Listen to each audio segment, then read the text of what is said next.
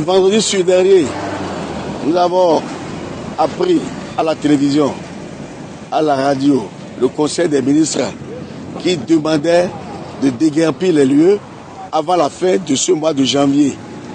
Donc, on n'est informé de rien. On ne comprenait rien, on ne connaissait rien. Pourquoi on va déguerpir? Qu'est-ce qui s'est passé? Est-ce qu'ils ont un arrêté? Est-ce qu'ils ont une loi? On ne comprenait rien. Donc, le quartier s'est réuni et on a formé un comité.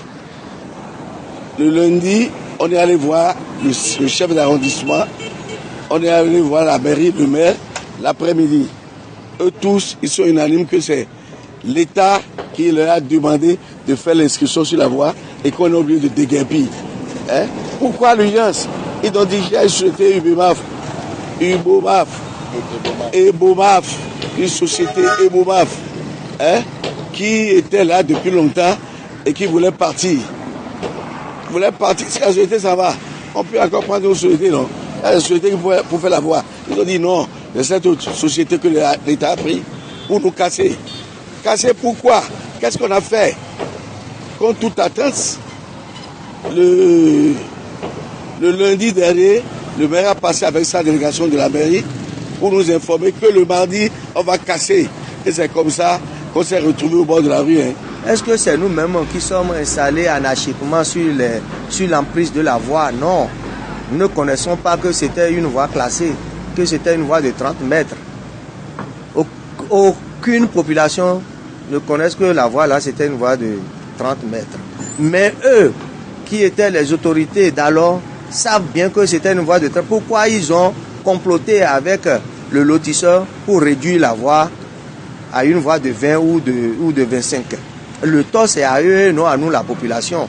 Et aujourd'hui, ils tiennent à cela pour dire qu'ils ne veulent pas nous dédommager. D'accord, ils n'ont qu'à rester là. Nous-mêmes, nous sommes des Béninois. Nous sommes tous des Béninois. La loi n'a pas dit ça. Ils nous incriminent, ils nous injurent, ils mentent encore. Ils disent que nous, on a déjà pris une partie de notre dédommagement. C'est dommage, c'est triste pour ce pays. Parce que s'il doit avoir dédommagement ou pas, quand même, on doit savoir que le citoyen Landal occupe quand même un endroit donné.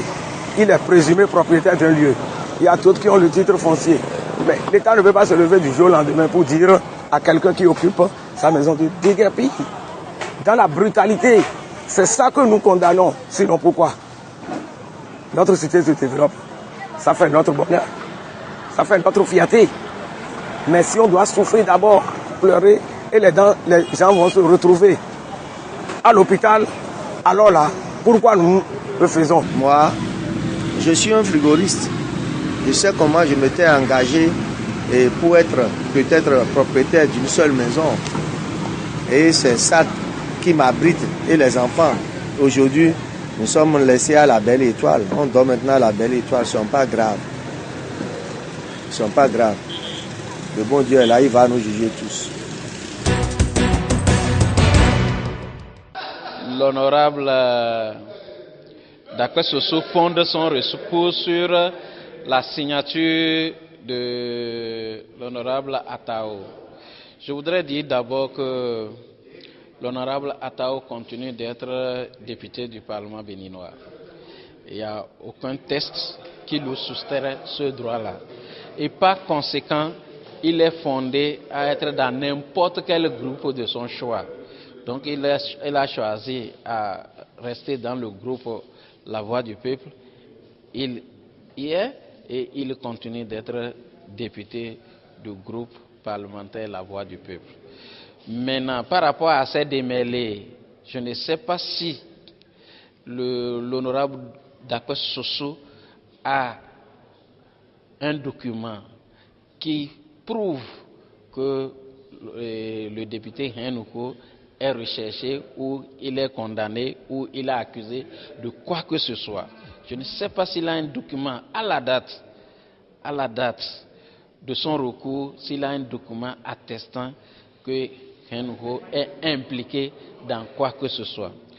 Je ne sais pas également si par devers lui, il a les preuves que la signature que porte le document de déclaration n'est pas la signature de Hen Ho. Si l'honorable Hen Ho l'a appelé pour lui dire, ou lui a envoyé un courrier pour lui dire que la signature querellée n'est pas sa signature, je ne sais pas. Je crois qu'il lui appartient d'aller fournir la preuve de ces allégations auprès de la commission des lois qui, en ce moment, connaît du dossier.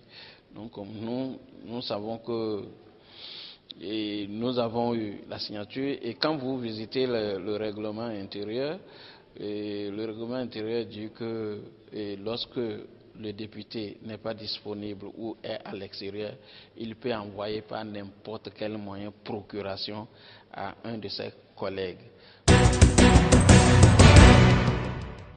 Et vous savez que ce procès, c'est un procès éminemment politique, même si par ailleurs on tente de dire que non, que c'est un procès de droit commun, tout ça. Ben, messieurs les journalistes, le caractère politique même de ce dossier résulte du Conseil des ministres.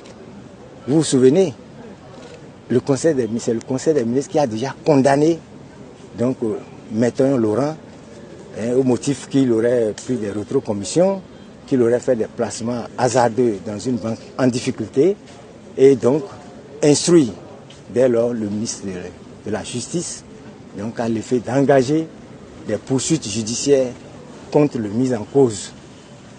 Alors, à partir de cet instant, que c'est, comment on appelle, le gouvernement, ce n'est pas un ministre, c'est l'ensemble du gouvernement qui s'est réuni pour prononcer une condamnation. Vous allez me dire, mais il n'y a pas une peine. Non. Pour la peine, c'est ça qui est venu, on a mis la justice à contribution pour qu'on lui donne une peine, puisque la condamnation est déjà acquise. Donc, on est venu ici pour entériner la condamnation de Laurent Métonyon par le Conseil des ministres. Mais j'ai confiance aux magistrats qui ne se laisseront jamais manipuler. La preuve, c'est qu'ils sont en grève. C'est déjà un signe que vraiment, c'est des gens qu'il faut respecter, et c'est des gens qui savent où ils vont. À partir de cet instant, même si des instructions leur sont données pour qu'on condamne Métonyon à 5 ans d'emprisonnement, mais écoutez, ils ne le feront pas. Ils ne le feront pas. Ils ne le feront pas. Même si l'audience a lieu, je sais qu'on va libérer Maître Laurent, parce que Maître Laurent n'a rien fait et les autres qui sont avec lui n'ont rien fait. Ça a été un pur montage politique, donc pour pouvoir mettre hors d'état de nuire Maître Laurent.